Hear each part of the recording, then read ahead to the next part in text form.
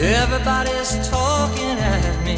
La ressortie en salle de Macadam Cowboy, dans lequel Jon Voight quitte son Texas natal pour partir à la découverte de New York, nous a donné envie d'évoquer les rapports fructueux qu'a depuis toujours entretenu la Big Apple avec le 7e art. Car que ce soit à pied donc, mais aussi en patin à roulettes dans Beau Fixe sur New York, en vélo dans Premium Rush, en taxi dans Taxi Driver, en métro dans Les Guerriers de la Nuit, en calèche dans Manhattan, en téléphérique dans Léon, en planeur dans New York 1997, ou en on ne sait pas trop quoi dans Spider-Man, on parcourt New York de long en large au cinéma, à la découverte de ses quartiers ou de ses monuments les plus célèbres, et avec les guides les plus prestigieux.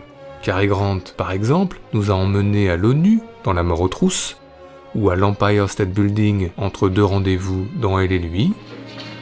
Mia Farrow et John Cassavetes nous ont fait découvrir les Dakota Apartments dans Rosemary's Baby, et Leonardo DiCaprio, la gare de Grand Central et sa foule dans Les Noces Rebelles. Le petit Richie Andrusco, quant à lui, s'est promené à Coney Island dans Le Petit Fugitif. Richard Roundtree, lui, a parcouru les rues de Harlem dans Shaft sur la musique Isaac Hayes. Et le petit Vito Corleone a découvert la Statue de la Liberté dans Le Parrain 2 sur la musique de Nino Rota. Tout ceci nous fait penser que New York est avant tout une terre d'immigration, y compris pour les cinéastes étrangers, nombreux qui ont posé leur caméra dans la Big Apple. Le Lituanien Jonas Mekas a par exemple toute sa vie filmé sa ville d'adoption, ici dans Lost Lost Lost. La Belge Chantal Akerman, dans News from Home, a parcouru la ville tout en lisant des lettres de sa mère. Puis tout de suite lu ta lettre à papa et cela l'a rendu heureux toute la journée. Moi aussi, tu l'imagines, mon amour. Le Tchèque Milos Forman, dans Taking Off, a tenté de capter l'essence du flower power des années 60. L'Allemand Wim Wenders, quant à lui, dans Alice dans les villes, y a filmé son acteur fétiche Rüdiger Vogler quelque peu perdu dans l'immensité urbaine. Tandis que le Français Marcel Carnet a filmé les déambulations nocturnes d'Annie Girardot et Maurice Renet dans 3 chambres à Manhattan, ponctuées par quelques aphorismes. Au début, j'aimais New York. Et puis... Toutes les villes sont les mêmes. On les aime ou on les déteste en fonction de ce qu'on y trouve. Mais encore, eh bien New York au cinéma, c'est aussi l'idée d'une vie intellectuelle bouillonnante, par exemple chez Whit Stillman, dans Metropolitan, qui décrit la haute bourgeoisie new-yorkaise s'encanaillant autour d'un cha-cha-cha. Ou chez Noah Baumbach, dans Frances Ha, qui filme les discussions devant une impressionnante collection de vinyles, et aussi, à gauche, une affiche américaine de l'argent de poche, de Truffaut. I'm an artist. I'm not rich. You are rare. Sans oublier bien sûr l'icône intellectuelle Woody Allen, ses discussions dans les librairies dans Annie Hall, ses discussions dans les halls de cinéma dans ce même Annie Hall, ou ses discussions dans les musées dans Manhattan. Cela nous fait penser que l'on visite beaucoup de musées new-yorkais au cinéma. Clive Owen nous emmène par exemple au Guggenheim dans L'Enquête, Angie Dickinson flirte au Metropolitan dans Pulsion, tandis que le personnage d'Echoes of Silence de Peter Emmanuel Goldman préfère flirter au MoMA. Sinon, hors catégorie, il y a le gardien Ben Stiller qui s'apprête à passer une longue nuit au Muséum d'Histoire Naturelle dans La Nuit au Musée. Mais encore, eh bien, qui dit vie culturelle à New York, dit aussi Broadway, sujet de très nombreux films, que l'on suive le point de vue de l'auteur, comme Al Pacino dans Avec les compliments de l'auteur, ou celui du réalisateur-chorégraphe, comme Roy Scheider dans All That Jazz, que l'on suive le point de vue de l'acteur, ses doutes et ses angoisses, au masculin et dans les coulisses, avec Michael Keaton dans Birdman, ou au féminin et en pleine rue, avec Gena Rowlands dans Opening Night. Mais à part ça, eh bien New York est évidemment une ville de fête, où c'est connu, personne ne dort jamais vraiment, ni dans les années 20 au Cotton Club à Harlem, reconstitué par Francis Coppola dans Cotton Club, ni dans les années 60 à la Factory d'Andy Warhol, reconstituée par Oliver Stone dans Les Doors, ni dans les années 80 au fameux Studio 54, dont on peut suivre les frasques plutôt sulfureuses dans le film homonyme de Mark Christopher.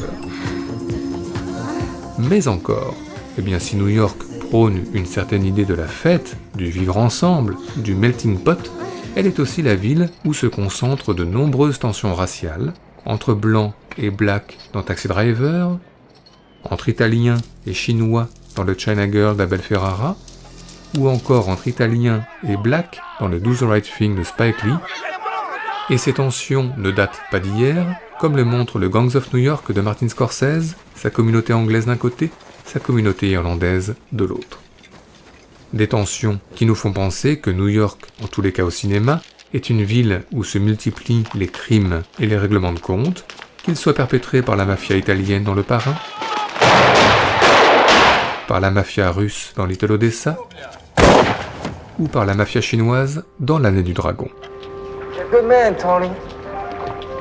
Du coup, les rues de New York ne sont jamais au cinéma tout à fait sûres, hantées par des serial killers hier dans La 5e victime de Fritz Lang, ou aujourd'hui dans American Psycho avec Christian Bale, et puis la figure du flic, du policier, de l'inspecteur, omniprésente à New York, que ces flics soient réglo comme Al Pacino dans Serpico, ou qu'ils soient nettement moins réglo comme Harvey Keitel dans Bad Lieutenant.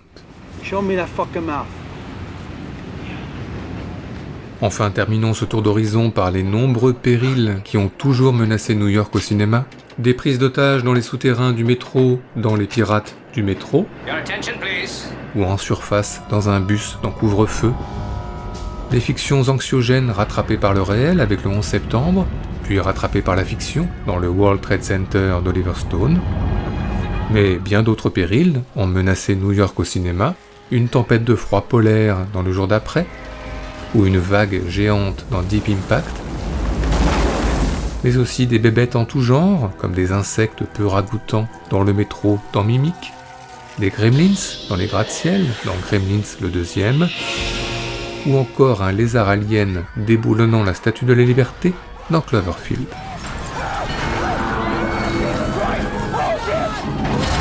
Bref, tout le monde au cinéma se rend un jour ou l'autre à New York, même les princes comme Eddie Murphy dans Un prince à New York, les rois comme Charlie Chaplin dans Un roi à New York, ou les dictateurs comme Sacha Baron Cohen dans The Dictator, même les shérifs comme Clint Eastwood dans Un shérif à New York, et les gendarmes comme Louis de Funès et ses collègues dans Le gendarme à New York, même Daryl Hannah peu vêtu en sirène dans Splash, et Arnold Schwarzenegger peu vêtu aussi en Hercule dans Hercule à New York, même Tarzan, acrobate dans Tarzan à New York, et King Kong, acrobate aussi dans King Kong l'original, et enfin, last but not least, même les requins voltigeurs perdus dans un ouragan, mais oui, dans Sharknado le 2e. Et tout ceci nous a, plus que jamais, donné des envies de classement.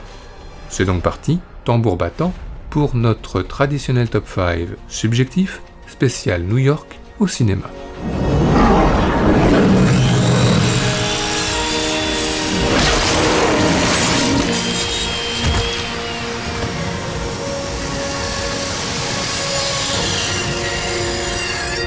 Notre numéro 5, commençons par un petit footing. À New York, cela se passe en général à Central Park, par exemple sous la neige, en ouverture de Birth, ou pas sous la neige, en ouverture de Marathon Man. Mais enfin, cela peut aussi se faire, comme le propose Michael Fassbender dans Shame, en pleine rue, sur les variations Goldberg de Bach par Glenn Gould, une scène que voici, parce qu'on est comme ça, dans son intégralité.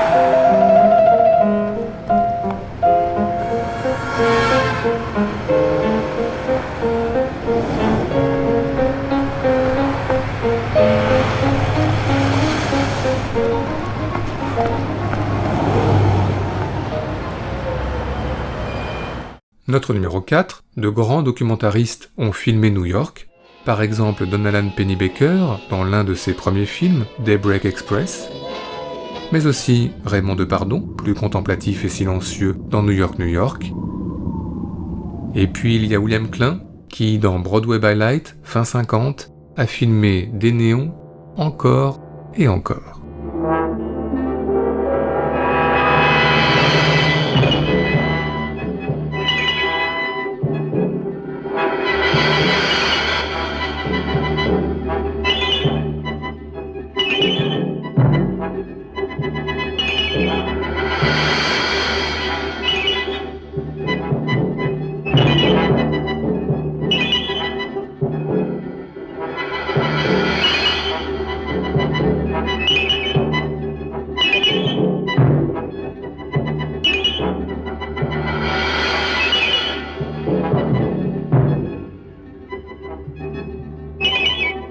Notre numéro 3, on danse très souvent dans les rues de New York au cinéma, à deux en bordure de Central Park dans Tous en scène, à plus avec Shah Rukh Khan et ses amis dans New York Masala, ou à encore plus dans le quartier de Lincoln Square dans le Fame d'Alan Parker. Mais une fois de plus, rien ne vaut pour nous West Side Story, la musique de Leonard Bernstein, les chorégraphies de Jerome Robbins.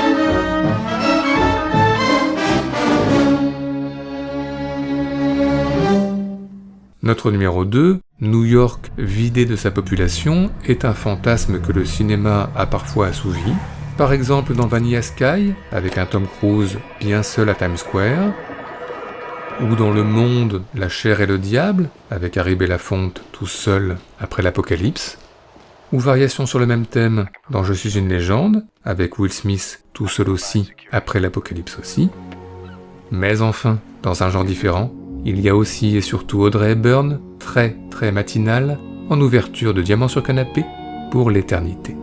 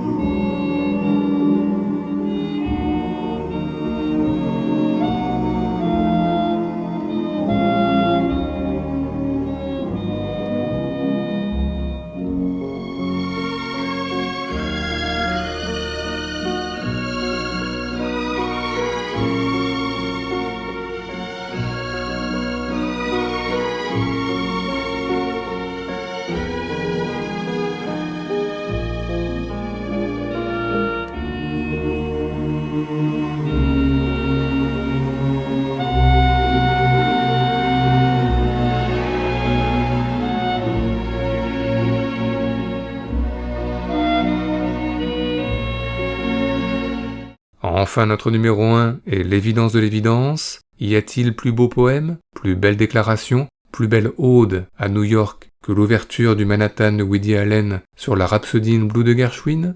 Pour nous, non. Chapter 1. He was as tough and romantic as the city he loved. Behind his black-rimmed glasses was the coiled sexual power of a jungle cat. Oh, I love this. New York was his town, and it always would be.